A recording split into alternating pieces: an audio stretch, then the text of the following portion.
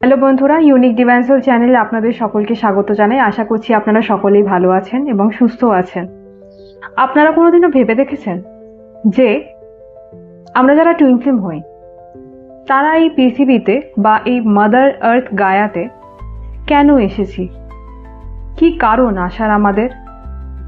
কখনো ভেবে দেখেছেন যে দেখবেন অনেক ভিডিওতেই আমরা এই কথাটা শুনে থাকি যে এরকম অনেক সোল থাকে যারা এই পৃথিবীটাকে চেঞ্জ করতে এসেছে, যারা এই পৃথিবীটাকে নেগেটিভিটি থেকে হিল করে নেগেটিভিটি থেকে পজিটিভিটিতে নিয়ে যাওয়ার জন্য এসেছে, যাদের জন্মই এই কারণে হয়েছে।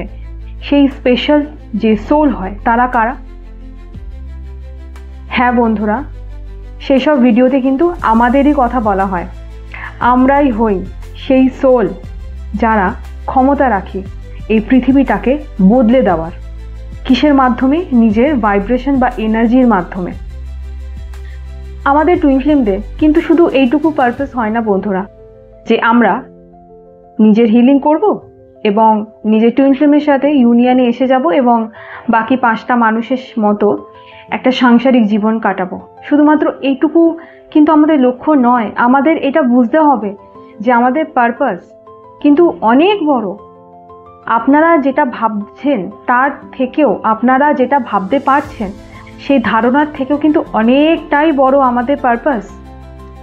একবার ভেবে দেখেছেন ঠিক কতটা দায়িত্ব, কতটা গুরু দায়িত্ব, কতটা গুরুত্বপূর্ণ কাজ বা কর্তব্য আমাদের কাঁধে দিয়ে গড আমাদের এই পৃথিবীতে পাঠান? কতটা এক্সপেকটেশন আছে ওনার আমাদের প্রতি।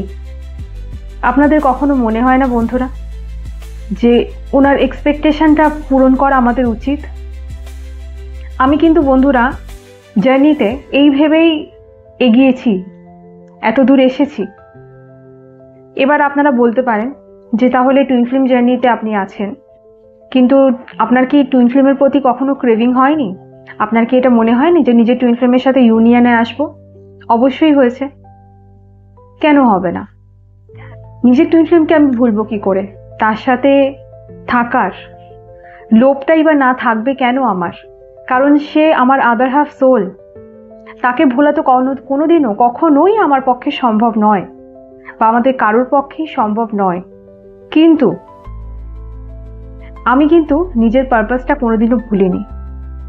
তাই জন্যেই আজকে এই মুহূর্তে আপনারা আমার এই ভিডিওটা দেখছেন, কারণ এই মুহূর্তে আমি কিন্তু আমার সোল পারপাসটাই করছি, যেটা আমি করতে এসেছি, যেটা আমার কাজ। আমার সব সময় একটাই লক্ষ্য ছিল, ছোট থেকে যখন আমি টুইন ফ্লেম জার্নিতে আছি, এই জিনিসটা জানতাম না, তখন আমার একটাই লক্ষ্য ছিল, গডকে পাওয়া, তার সান্নিধ্যে আসা, তাকে নিজের ভেতর অনুভব করা, ফিল করা। আমার মনে হতো ছোট থেকে যে আমি যেদিন নিজেকে গডের সান্নিধ্যে পাবো, আমি নিজের অন্তরে ঈশ্বরকে অনুভব করতে পারবো, ওনার আশীর্বাদ পাবো, ভালোবাসা পাবো, যেদিন উনি আমাকে নিজের শিষ্য হিসেবে গ্রহণ করে নেবেন, সেদিন আমার জন্ম সার্থক। তখন কিন্তু আমি জানতাম না যে আমি টুইন ফ্লেম জার্নিতে আছি। কিন্তু যত আমি নিজের জার্নি সম্পর্কে জানতে থাকলাম, টুইন ফ্লেম জার্নি সম্পর্কে, যে আমি টুইন ফ্লেম জার্নিতে আছি, সেদিনও কিন্তু আমার বন্ধুরা মোটিভ কিন্তু চেঞ্জ হয়নি।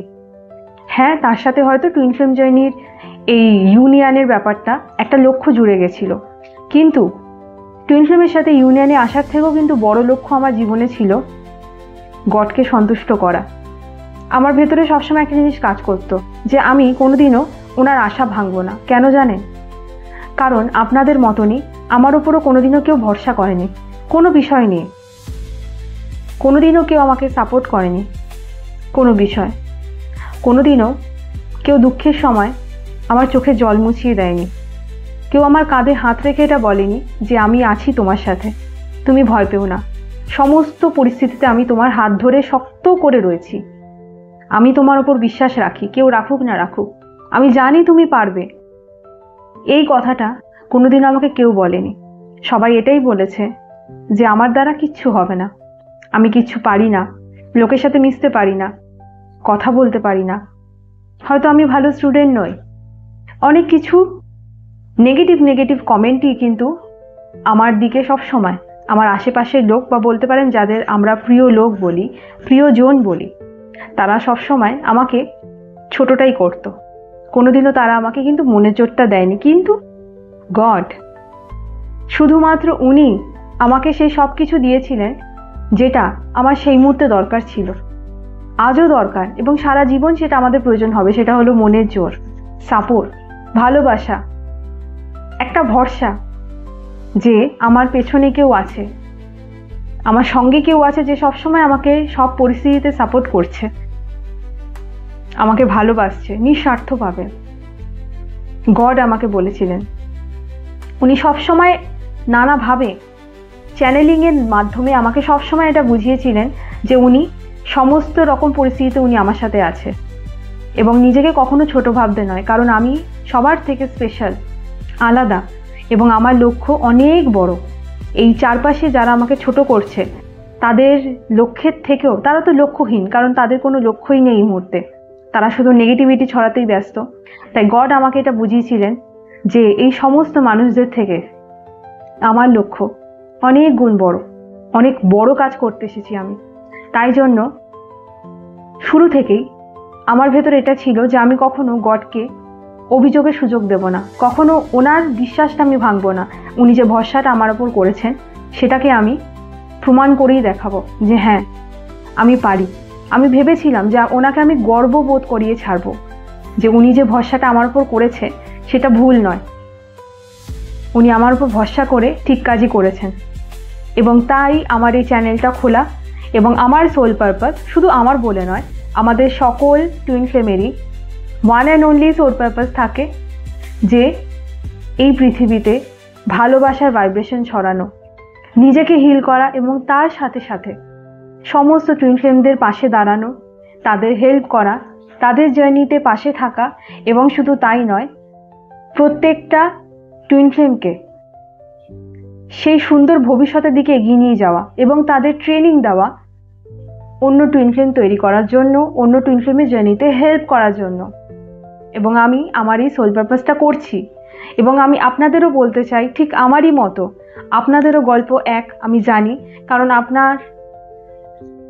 আমাদের সকল যে টুইন ফ্লেম থাকে না বন্ধুরা, সকল টুইন ফ্লেমের কিন্তু কাহিনী 19-20 হয়, কিন্তু কাহিনীগুলো একই ধরনের হয়, একই প্যাটার্ন হয়। আমাদের পাশে কেউ থাকে না, আমাদের কেউ সাপোর্ট করে না, সবসময় সবাই যেন একরকম আঘাতের মোটিভ নিয়ে আমাদের চারপাশে ঘুরে বেড়ায়। শুধুমাত্র একজনই কিন্তু থাকে যে সবসময় আমাদের পাশে থাকে, সেটা হলো গড। তাই জন্য যদি আপনারা এখনও নিজের হিলিং না করে থাকেন তাহলে সবসময় এটা মনে রাখবেন যে আপনাদেরও কিন্তু সোল পারপাস ঠিক আমারই মতন এতটাই বড়। আমরা সকলে এসেছি এই মাদার আর্থ গায়াকে হিলিং এনার্জি দিতে, ভালোবাসার ভাইব্রেশন দিতে। সকলেই তো দুঃখ দেয়, তাই না? আজকে বলুন তো এই মাদার আর্থ গায়া আমাদের জন্য কি না করে। এই যে মা আছে, পৃথিবী মা আছে, উনি আমাদের কি না দেন। উনি আমাদের বাসস্থান দিয়েছে, ওনার জন্য আমরা নিঃশ্বাস নিতে পারছি, আমরা খেতে পারছি, উনি সব রকম ব্যবস্থা করে দিয়েছে আমাদের। আমাদের না জলের অভাব আছে, না খাবারের অভাব আছে। এত সুন্দর পৃথিবী সাজিয়ে দিয়েছে উনি আমাদের, কিন্তু আমরা তাকে কি দিচ্ছি? শুধুমাত্র নেগেটিভিটি, আর কিচ্ছু দিতে পারছি না। তাই জন্য গড আমাদের সৃষ্টি করেছে, আমাদের মতো টুইন ফ্লেমদের সৃষ্টি করেছে, কারণ না হলে পৃথিবী তো ধ্বংসই হয়ে যাবে। তাই আমাদের কাজ কি জানেন বন্ধুরা? আমাদের কাজ হলো এই পৃথিবীর যে ভাইব্রেশন আছে তাকে ব্যালেন্স করে রাখা।